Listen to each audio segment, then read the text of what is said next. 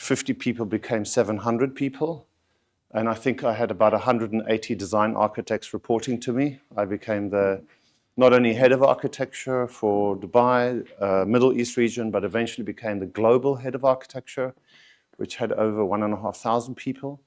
And I was connecting the America with China and all over Middle East. It was a challenge. And continued to win big master plans and go up against some of the best people, best designers in the world.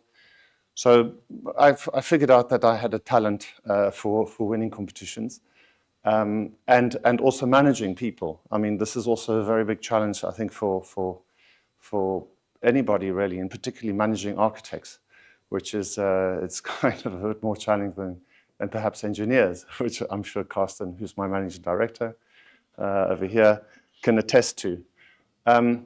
But nevertheless, about 11 years ago, some of my clients were coming to me and saying, they love working with me, but they were having challenges working with a very big firm like Atkins, and they were trying to encourage me to start my own practice. So I decided to move on, and I had a 6 months gardening leave, which means you're not allowed to work or do anything when I left Atkins, unless somebody contacted me and if they didn't want to do the project. So while sitting at my dining room table for 6 months and doing some other things, I sail a lot, I got an inquiry to design a museum of the future against 22 of the world's best architects, and on my own with my sketch pen and sending by WhatsApp some sketches to guys to model it and to render it and so on. I did that competition and sent it off as one-man band. And then a few weeks later, I got a competition for Address Beach Resort, which is the twin 77-story tower, also against the same big world companies. And I did that same method and sent that off as well. And then went on holiday, safari, a few other things, came back, got a call, and they said, can you come to the Prime Minister's office? This was at 9 o'clock in the morning, but you must come at 11. I said, but what's going on here? There was other 20 different consultants or architects. Surely there's a method. They said, no, just come, we'll explain later. So I went to the Prime Minister's office, sat at the big doors for some time. The doors open. There's Sheikh Mohammed there. There's all the ministers. There's everybody.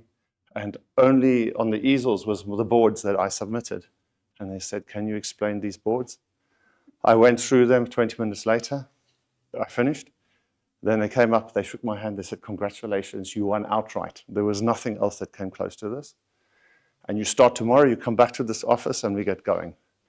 So that was like the first big injection. And then a week later, I got a call from Emo and they said, Shaun, well, congratulations, you've won the twin 77-story towers. And we start tomorrow. And so this was within 1 week. I started the office very quickly. I had to second some people, friends, borrowed office space, borrowed whatever. And that was 10 years ago.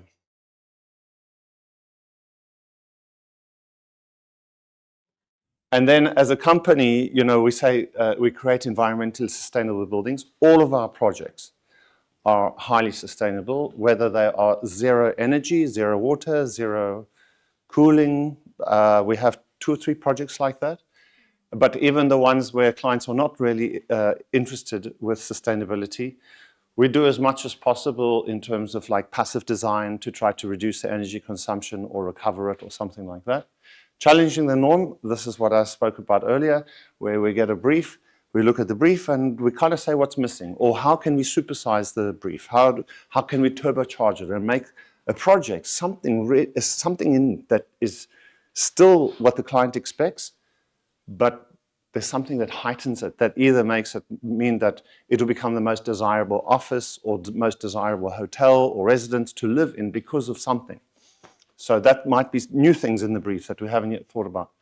Being contextually inspired, wherever we work, we always look into not only the cultural context of it and get inspired by it, but also the client, as well as knitting it into the city, that it becomes on, we create new desire lines for people to cross and to feel comfortable. Innovation is really, we like to be on the brink of all innovation in terms of technology, not only internally within the office and how we work, but also the way, the methodology of construction. I find it very exciting, not doing the same thing. Timeless design is more about taking away. We don't want a date stamp architecture that you say, oh yes, that was built back at that decade or something. It should feel, and it's a challenge to ourselves again, that in 20 or 50 years from now, people must say, wow, that building is still relevant today. It's important. And then creating spaces that enhance life is really questioning again ourselves, that we want to, when people walk past our buildings or they start engaging with them, they must feel comfortable constantly. And we have the ability, obviously, using Rivet and Enscape and working in 3D, that we can move around. And very often that's what we do. We literally walk the entire building and, through landscape and whatever with the goggles on to experience the space and question what we've done. We do master planning all the way through to, museums and offices, and mostly we do hospitality. That's the studio there. It's already 3 times bigger than that now. So, and then even within the last 10 years, we've already got 72 awards. So I felt I should start way back earlier than even, if you want to know a bit more about me. Before Killa Design, when I was in Atkins, I designed the Bahrain World Trade Center. As you can see, contextually, it is very different. I did 3 options, and I presented it actually to the King of Bahrain. And I did the first one, which was, let's call it the Mercedes-Benz, and then a Porsche and a Lamborghini. And he went for this one. This one's got 3 30-meter diameter wind turbines in the middle. And the 2 towers are like wings, like airplane wings. And they create a funneling with the sea breeze coming in. So it, even if it is just like 4 meters per second breeze in the morning, you're getting about 10 meters per second on the turbines. So they produce about 30 to 35% of the energy for the tower. This is some of the very, very original sketches. Actually, it was much taller before. And we also extended, this is an existing Sheraton, an existing shopping mall, and we extended the shopping mall here and then put the Twin Towers in front of it, facing the sea breeze. What's interesting about Bahrain is because of the Saudi desert sort of heating up every single day, and it causes an onshore breeze every single day. So it has its own microclimate. But effectively, we also use the CFD modeling to shape the towers that obviously when the wind is coming in directly, it was on the turbines. But then what happens if the wind starts to move and to turn 30 degrees or even 60 degrees? And what actually happens is exactly the same thing that happens in a jet engine, where the air is compressed. And when air is compressed, then it actually straightens the laminar. So by compressing the air here, you can see the density of the air. All the wind, even if it comes from an angle, still is hitting the turbines exactly, well, not almost exactly, but perpendicular to the turbines. So this prevented some yawing, and it's very interesting. And it's the first building ever to have done this. Again, not afraid to do things that are different. The bridges were a challenge as well because the 2 towers need to move independently. So there's bridge bearings with rollers that move up and down. The bridge bearings came from normal bridges that you use for bridges across highways that need to expand, but they only expand like once or twice a day. These had to move every 7 seconds. So there was some adaptations to that. Opera House I designed also many years ago when I was in Atkins, again, another competition. And it was inspired, frankly, because it was for Emar and Mohammed Alabar. Once I was listening on Emirates Airlines, there's a commentator that interviews people, why you're choosing a movie. And they were talking about his childhood and his father, who was a Dhow sailor. and his youth spending time around the area that they made all these old dhows. So the concept really was, and these were the initial boards, was still to create something super modern, almost like a glass jewelry box, but then what enclosed the opera house itself. I mean, you can see the sketch. Normally, opera houses, they all look exactly the same in the way they have the fly bridges and everything else. But to enclose all of this with something that is, inspired by the past and using the same methodology of the timber work and the way they used to stick this, or join the teak onto these old dowels. So that's how it all came about. So Museum of the Future, what actually happened was that you could use, on the brief, you could use any part of the site. And behind Emirates Towers, this was just a garden, so very conducive for that type of typology. And there was a small site over here that had the 110 cars. And it was also right adjacent to the metro line. So there was no link from the metro, or an air-conditioned link from metro to Emirates Towers itself. Well, there's a shopping center in there.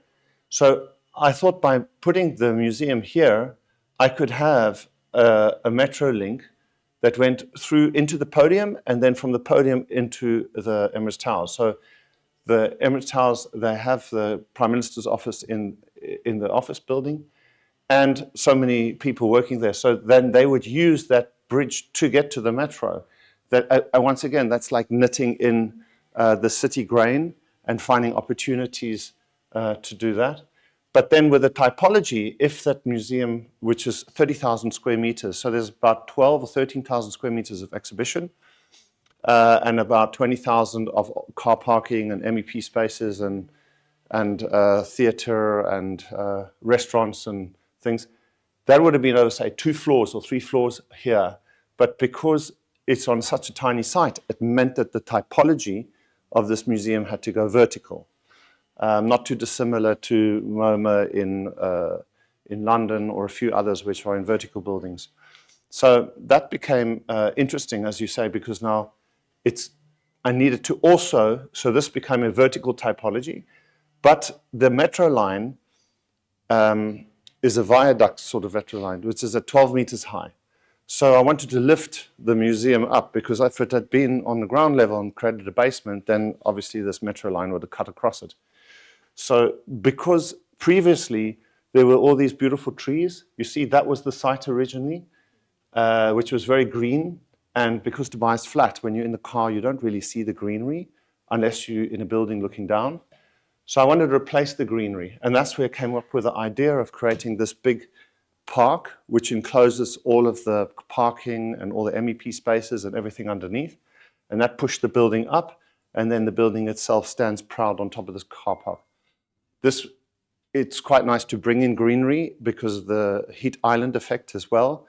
But one of the things that did surprise me when obviously I went to the building when it was all completed is walking up and down some of these walkways over the podium is the sounds of all the birds and the crickets making all this beautiful sounds in the middle of the city, and all the smells of the trees. So it's quite multi-sensory, that you can not only see but hear and even smell this sort of park in the middle of the city. So this was the very first sketch done at probably 12 o'clock at night. And you can see the calligraphy was already on there. These sort of marks in the middle of the void was to be like a hologram, a plasma hologram. But the technology is not there still today. It could be made small, because there was this Japanese guy that I researched that was doing this plasma burning in the air. And then eventually, obviously, as I moved forward with the project, I got hold of him and I said, can you do this? This is 90 meters by, say, 45 meters. He said, no. You can only do 3 meters by 3 meters by 3 meters. So one day this will be there. But this was the first sketch, which I sent to my 3D guy. And he wrote back the next morning and he says, I don't know what this is. So I had to do some more sketches for him to further understand. And ultimately, when I presented the model to Sheikh Mohammed, I had a placeholder calligraphy on the building, and I said to him at the end, I explained the theory about the project, which I can explain in a minute, but I said that I would like your words, your own words of your vision of the future to be used in the calligraphy so they become the windows of the museum, which is quite beautiful in the sense in many different levels, that it's a testament to him and his visions, because his father was a visionary and he has also been, and his son and future. So it's kind of like it's a legacy. At the same time, it's a sense of a continuism. But going back into the museum, the base is like the earth swelling up, and the earth is where we come from. The building is representing mankind. And if you think all throughout ages where you were doing the pyramids or doing large cathedrals or big viaducts, people have always expressed the highest of technology or engineering of the time. So that symbolizes that. And the theory behind the building is that the building will have 7 floors in it, each floor 9 meters floor to floor, representing about what we know about the future today, which is sort of impossible because we don't know about the future tomorrow. But the point is that you have to express what we know, what is to come. So the building will present like the future of healthcare, education, aviation, transportation, you name it. But as I said, maybe for the next 10 years or 5 years, but the most important part of the entire building is actually the void in the middle of the building, because that represents what we don't know. And if you look through the ages, people who have sought the unknown are actually the discoverers and the inventors of the new world. Whether Columbus going left as opposed to, or right as opposed to left, or whether the Wright brothers who were making bicycles and decided, wow, can we do something here with these bicycles and make an airplane? Or Graham Bell making a telephone. It's all come from people who have looked into the unknown. And then ultimately, that then can replenish the museum through the ages with new things and new ideas. So that's the idea behind the museum. So it has a nice narrative. So in the podium, you've got parking. You can see by the blue, you've got the big green space. That's 2,000 square meters of lobby. And then you go up through, you've got the auditorium, which takes about 400 people, and some restaurants. And then the green in this area is all the floors going up through the structure. So it's almost 80 meters high, which is equivalent to a 25-story building, although it only has 10 floors in it. So it's quite, when you see it, it's very difficult. I always ask people, I say, so how many floors do you think it's equivalent to? And because of the shape of the building, which has kind of never been seen before, it has no scale. It's difficult to perceive. But if you then compare it to the building next door to it, then it sits on the roughly 25th floor. Of course, we did the entire project in Rivet, in BIM, and we did many things that Autodesk didn't think that BIM could do. Now and again, we had to phone them in Los Angeles and say, listen, we have a problem here. It's obviously a very complex project. Can you help us? And they just said, you're on your own. So one of the biggest challenges was actually taking the calligraphy as well, which is an organic form, and having a parametrically optimized shape of a building that was coming through scripting. So in space, actually, it wasn't there. And then we had this 3D digitized calligraphy and trying to get it on the building. And it was kind of impossible. The building didn't want to see it. So, or you had to extrude it. I think most architects in the room, you'd think, okay, you can extrude it, but that would distort, because the form is a particular shape, it would start to distort the calligraphy. Eventually, the thing that broke this formula was we used Maya. As you know, like when they did the Shrek movie and they have like a 3D object and they got fur, and when you put the fur on the 3D object, you can move it around. And the same way we used the calligraphy, and we could move it around on the form because we had to miss all the nodes. You'll see on the inside all the structural nodes. it took about 3.5 months just to do that. But as you can see, it was very complex to put the building together. So this is just a quick few shots of the piling going in. And then there's the pile. So you can, I mean, the building is actually, it's very small, the weight of the building, because the whole thing, it's like a shell structure. And then that's the podium going up there. And then the steel structure starting. And then building up. I mean, a lot of people, when they saw the building like that, they didn't know what it was. They said, what's this? Is this a big ship? The boot. So another few interesting facts about this is while they were building this, as you can see, from the core, edge to edge is about 35 meters. So it's all just spanning out the bottom. And then even from the back, it's about 30 or 40 meters from where the first strut comes down. So the core, when the core was built, and while they were building that, the core actually leant over. Okay, so it was designed to lean over. And then as it continued and it started to go in this direction, you'll see, okay, they're building the temporary connecting pieces here, only just to jack it up slightly if there was any sag. But they managed to get it all the way to here, virtually without any support. And that then pulled the core back again.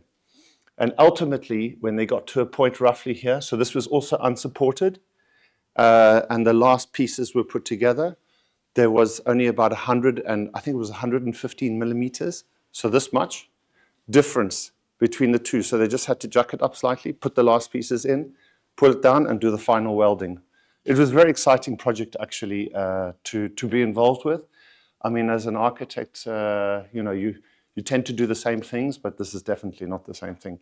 Even the innovation down with it to make these panels was super exciting, and we had to come up with our own methodology to do so. But that will take me hours. This is just a quick movie. I'll just cut it short a bit, but it gives you an idea of how these pieces were all put together. Some of these panels were 18 meters by 4.5 meters. The smallest ones were 10 by 3. But as you can appreciate, like that's the size of a yacht. And every single panel was absolutely unique from another. Every single square centimeter was unique. So it was all using robots and CNC cutting machines. So they took our model, they cut it up, and then they just, at any one time, would have the CNC cutting machines, which were 28 meters by 12 meters. They would have 4 on there at different parts, and then 24/7 they were cutting the molds, and then there was a process of getting the GRP to this form. But yeah, so that's when I was describing when you walk up these paths, now the trees have all grown, and you get all these smells. These are all real pictures. When the fog comes through, and there's another shot there taken by some Instagrammers. So it's very, very unusual, as you can imagine. I don't know, has anybody in this room actually gone to see it? Yes? No? Yeah? So if you're ever in Dubai, bear in mind that it's this 5 to 6 week waiting list. So if you're planning on going to Dubai, 6 weeks or 5 weeks before, you have to book online, because otherwise you'll be disappointed when you get there that there's no tickets. So I think that's yeah, so during this period of time is 5 weeks, yeah? So in the middle of summer, which is low season, it's about 2 weeks. But I think a lot of people come to Dubai and they're quite disappointed because they can't get in. So that's the lobby. And then this is level 2, looking up. Here is a good shot where you can see the structure. So it's this digrid structure.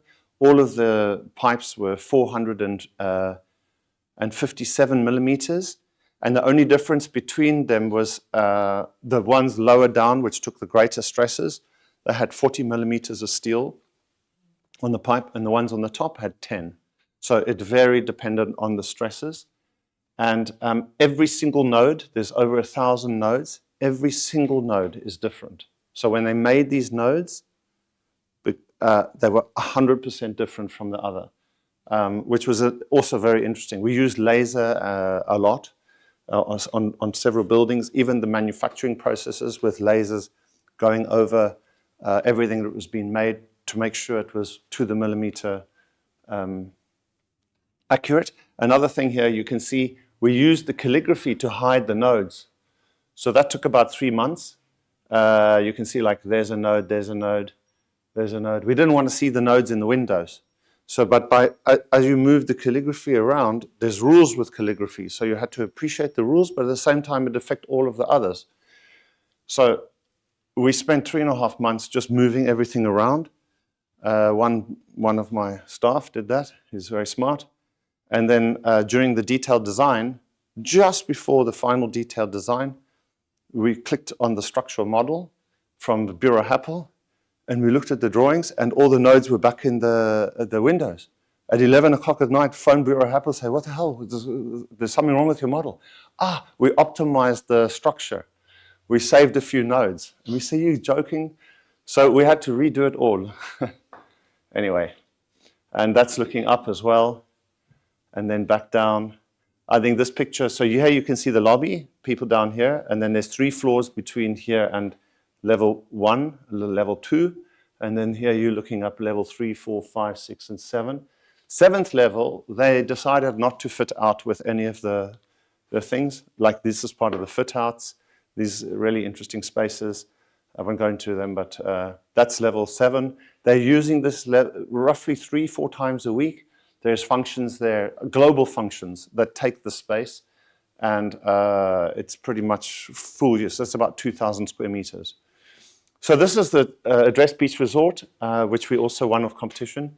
So it's a twin 77-story tower. It has 250 beds, hotel here, and then 950 service-branded apartments.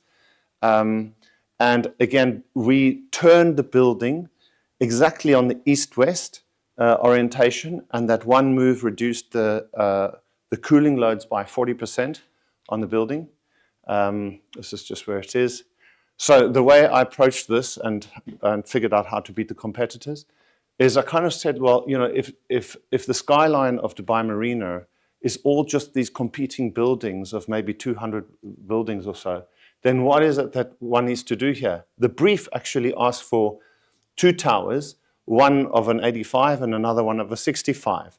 But if we did that, which I was hoping that our competitors would do because they would follow the brief, because of what was needed to be in each of the towers, then frankly, I mean, you can see there, it looks the same as all the other towers. So I decided, no, that's not the right answer. I need to take some of the program that's in this tower and put it in the other tower and bend it together so I make one, although it's 2 buildings, make it kind of 1 building. And effectively, I mean, on the skyline of the marina, suddenly then it becomes an icon. It also became super efficient because we achieved 92% efficiency on those upper floors. I mean, that's just part of how we came up with the solution of getting the east-west orientation, which just happens to also be facing the palm, so you always have a great view of the palm, so all the tenants are happy. And then the podium was also designed like a nautilus shell for good reason, because as you got lower and lower, we needed to reorientate people to the beach and not to the revetment. So it kind of made sense. So I'll just quickly go through these. Those are the plans. You can see this hyper efficient. We've got the cores on the insides here, and then you go off in the direction, and the lower floors and the upper floors, they join. That's about 3,200 square meters. And what was very interesting is that if we had 2 individual towers, then in the wind model, the towers would move around a bit. So the end of the shear walls will have to deal with the lateral loads, and we would have to put more steel in the end of the shear walls. But by tying the buildings together, they acted as 1 building, which made them stronger. So it reduced the steel in the shear walls. I forget what percentage, but it was quite dramatic. And the building in the wind tunnel just didn't move. And today it still doesn't move. So we got the highest infinity pool in the world as well. Like Marina Bay Sands is about 190 meters, and we're sitting up at almost 300 meters there. It's also got the highest occupied bridge in the world. So there's a lot of Guinness Book of Record results on this building. And there you can see the infinity pool. There's a lot of stunts that have been done on this infinity pool. I don't know if anybody's seen the Red Bull guy being pulled by a drone, and then he hits a ramp, and then he dives through and then goes through the hole. And anyway, that's the image from the restaurant at the top with the infinity pool with Burj Al Arab in the background. Another one, this was not a competition, well, partially, but we did about 5 different options. They chose, this is Masar Arab next to the Burj Al Arab. We were responsible for the marina as well as the 2 buildings. The reason I kind of split the building was because people stand on this beach over here and they take a picture of the Burj Al Arab because you can't get to the Burj Al Arab. So by splitting the building, I created this like a frame to allow all the tourists, and there's generally about 5 or 6 coaches that are parked, bus loads of people taking pictures from the beach. So I didn't want to disturb that, so I made an opening here. And then this was the revetment that went around the marina. And while designing this, I came up with an idea to make the marina, because it hadn't been built yet, so if made it 6 meters wider, I could get these villas over the revetment, which has again never been done in the world before. The revetment is there to keep the sea away from you, and the waves need to come up and so on. You don't go and hang building over the revetment. I mean, who's done that? We did. Carsten had to work out the structure of it with extreme 100-year storm. If the one wave comes underneath the slab, we need a gap between so it can release the pressure. So that's kind of fun. These were the original sketches of the building. And these are some construction shots. It will be opening 14th of March. So it will be a nice place to go and stay at when you're there. Here's just some of the shots. Those are the villas in the front. So now I've just shown you a museum, and I show you a almost 80-story building and a resort, but this is another kind of resorts that we really like to do. So you can see the diversity of our work is all over the place. This is all one story, and this is in Saudi Arabia on the Red Sea. This island is 25 kilometers offshore, so there is no ways to get an electrical cable to this island. I mean, there is, but it would be a huge infrastructure and cost. So we needed to put some solar panels. That's 100,000 square meters of solar panels. And the client initially wanted to move this like quite far away on another island and then take the cable through to the resort. I was so insistent that I wanted them to be on the island right next door because I wanted this to be part of the guest experience. So when people are staying at these hyper luxury villas, they could go on the buggy or bicycle, whatever, and go across and go through the solar panels to the west and experience the authenticity of this project being completely and utterly off the sun, producing all its energy, all its water, the desalination, all of its cooling, all of the transportation, absolutely everything is from the sun. So I like doing projects like that. I'm a bit passionate about sustainability, and this was a great opportunity to do so. So these are, the 1 bedroom is 100 square meters, the 2 bedrooms are 140 square meters. That's the arrival pod here with the restaurant and the arrivals. This is the Bakker house with 180 staff in it. And then we also made some man-made islands because on the existing island there were turtle nesting around it. So any villas that needed to be on the island that the client insisted on had to be set back by 70 meters. And I said to the client, people don't really want to be that far away from the water. So that's where we came up with bringing our own island, made them, because the water was quite shallow there, and creating an ability to become closer. And not only, he wanted regeneration of turtle nesting, so now turtles are nesting on the new island as well. So it's all positive. I will just quickly go through. This is where the turtles were, this report, and of course that didn't help the architect. So we had to work around them. These are the villa interiors. And here you can see the production, which this is in a factory where we took up a whole port, or the edge of a port with a production line where all the villas were being made. And then they would come off onto the ship, and there were 2 ships going back and forth from Dubai through to Saudi Arabia, and then placed on top of the piles. So we had very little construction on the island itself, just to help with the with not making a big impact on the island and the coral. You can see all the coral here. It's very beautiful. The client was quite surprised when we went to the site, and it was the middle of summer, and we walked all over the site, and they were like so tired.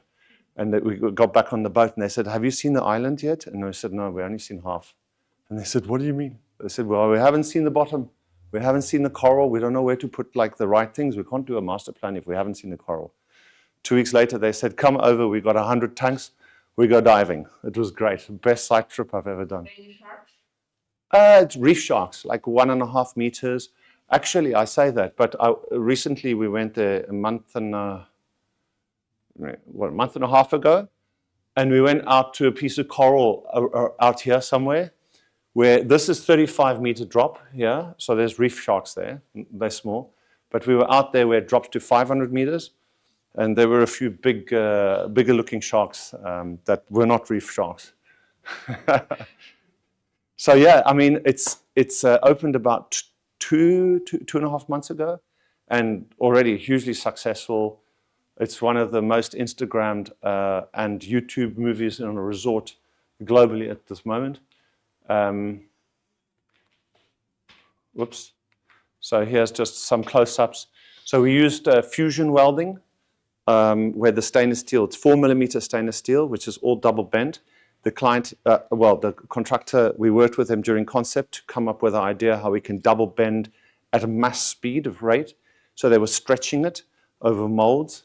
So, and we made sure that on the project, we want to limit the amount of molds.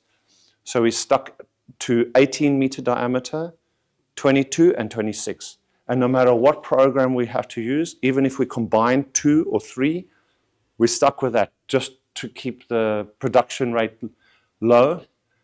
These are the interiors, which are also pretty cool. It's almost like the inside of a yacht. And then this is your pool. And that's essentially, where we cut the stainless steel, obviously to have a door, we wanted a feeling of like a timber. I mean, it's very sort of yacht inspired.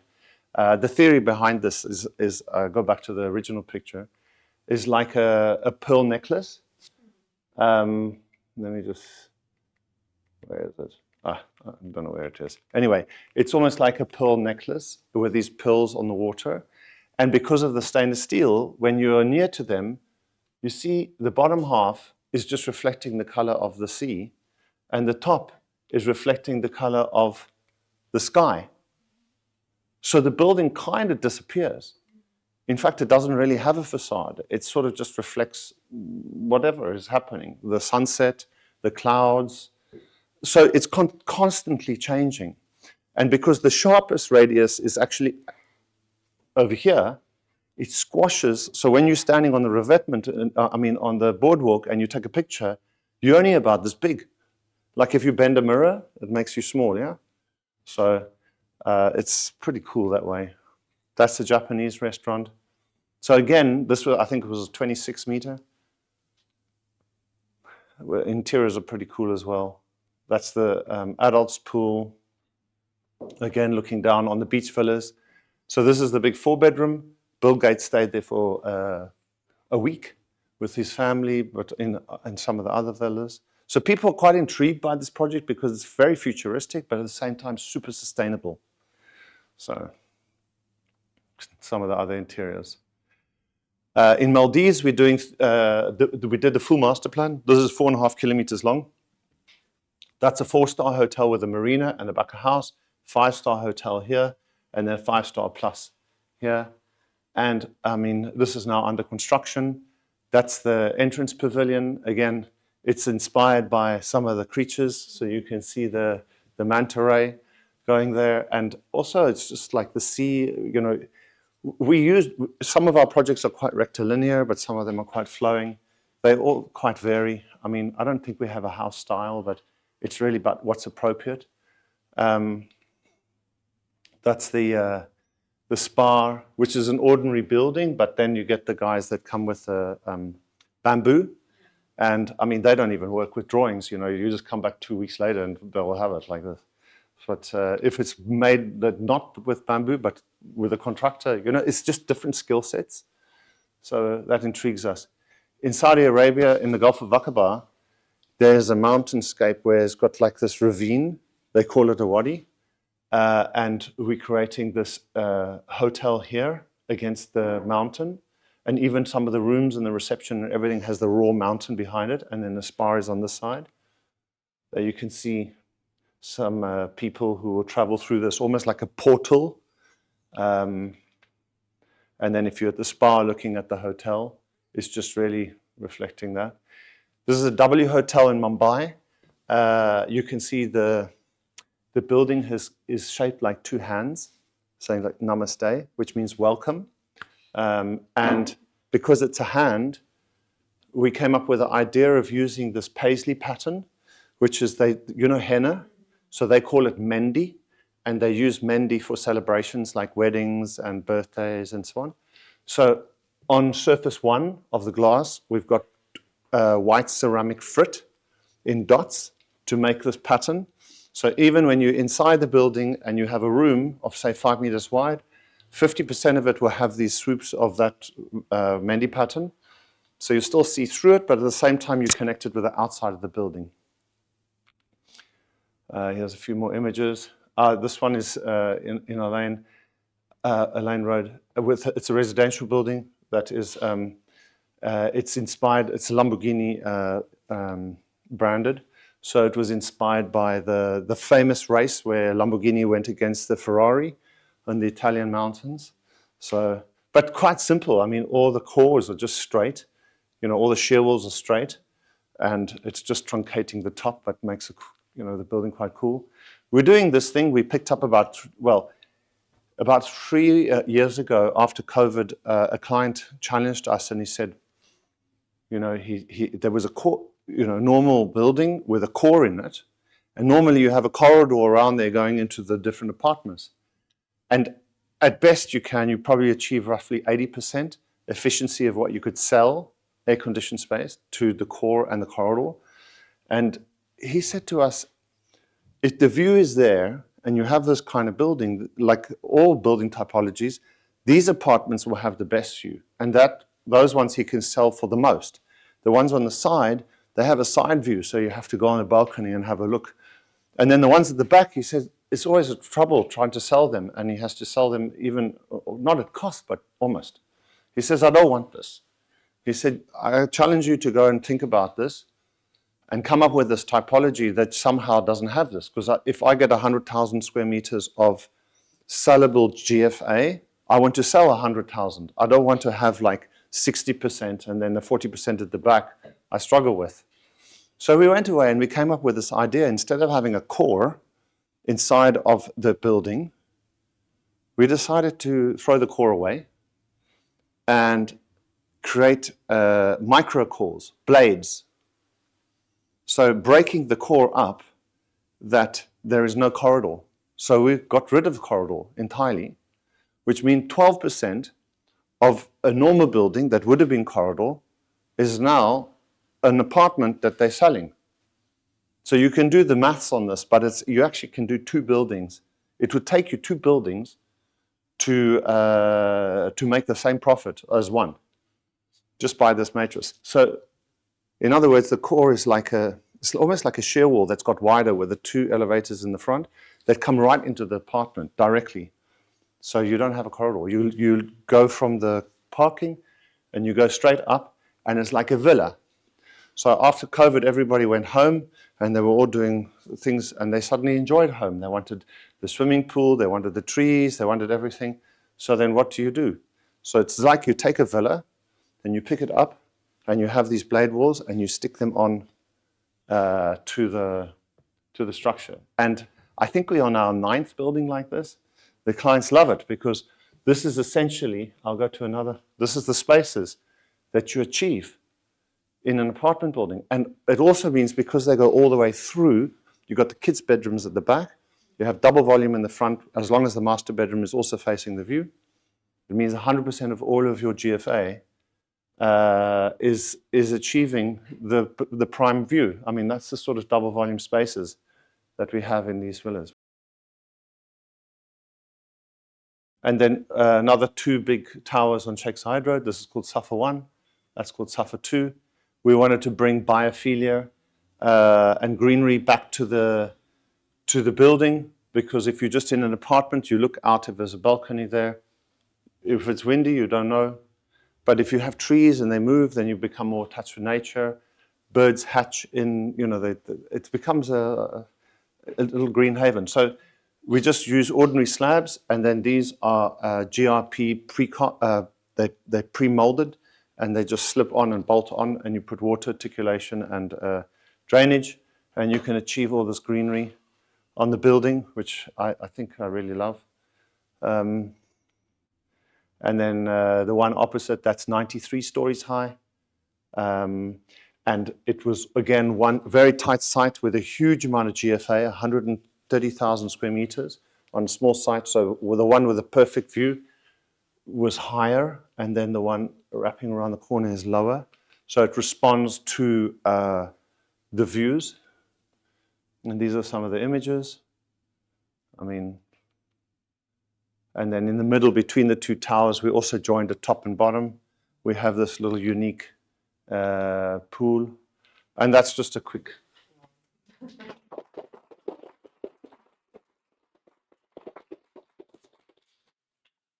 So I've only shown you stuff which I'm allowed to show, but there is many, many other things which are very exciting that we're working on. Some new museums and several other things. Shaun, do you prefer concentrating on some outstanding pieces like all this, or do you also? We also do ordinary, yes, but and very, very clean lines. Okay, like all of the stuff we're doing for Four Seasons, we're doing Tour Resort, very, very clean lines. For Discovery Land as well, everything is very, very straight, very restrained. So we can do that. Or even if it's a building that is very simple and we're not doing this, it's about what's appropriate. But then we will come up with some quirks in it that will somehow make it more exciting, even if it's completely internalized. But I mean, the architecture of hospitals, so maybe for city blocks, would that be interesting? Sure. You see, the thing with hospitals, I mean, in healthcare, I designed a hospital too now, a long time ago, and I mean, they pretty much a machine. As planning, even every single component of it is already predetermined. But then when you start thinking about what's happening in a hospital, then it's about healthcare and feeling goodwill. So I feel that there should be, again, more biophilia in there, more sense of home. And if you can do that, then you're kind of making something different. So it's really about questioning, like, is this the best model? And it varies.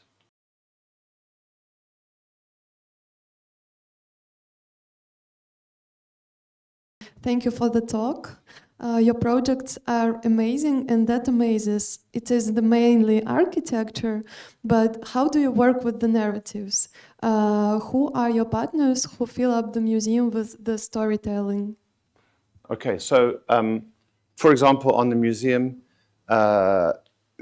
the Futures Foundation, who were doing more than just the museum, they're connecting minds globally.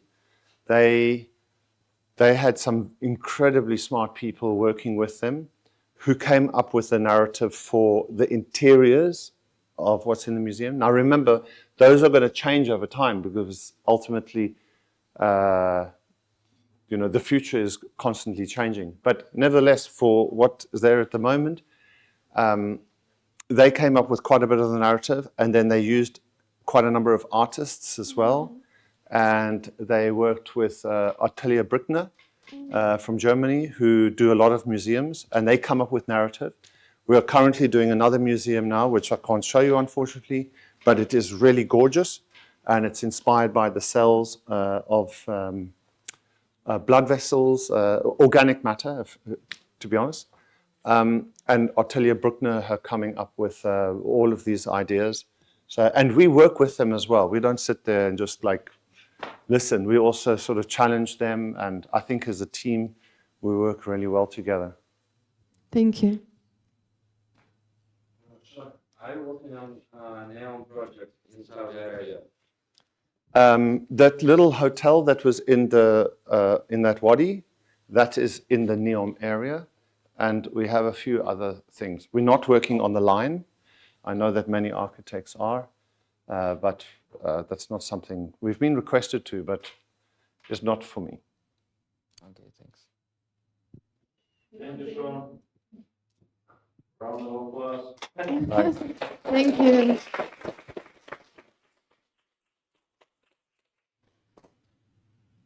So I hope also this has inspired some of you to maybe think out of the box a bit when you can.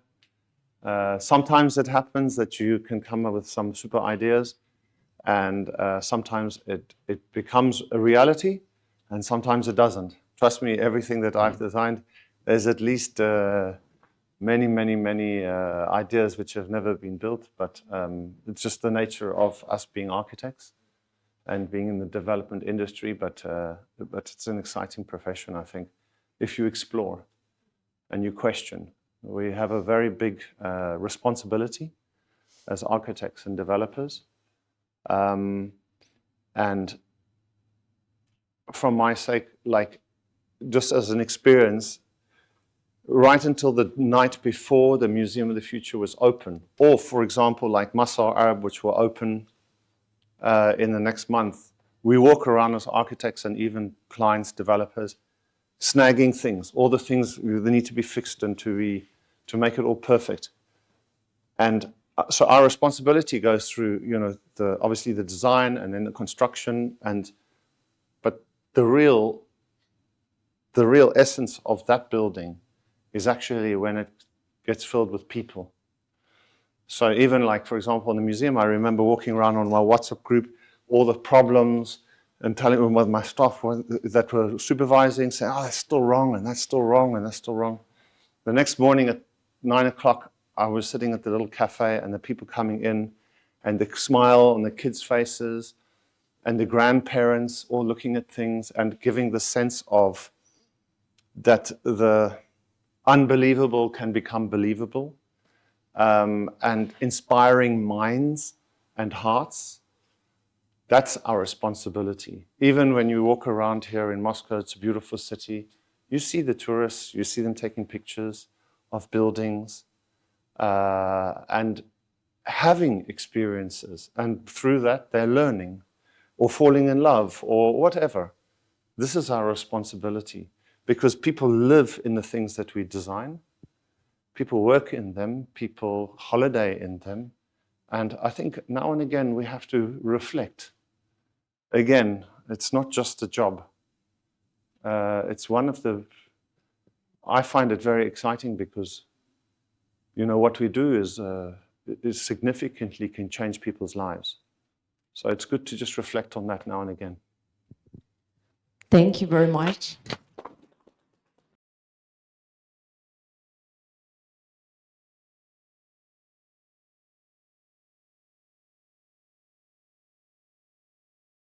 You are a great dreamer, but most of all, you are a visionary because you make your dream come true.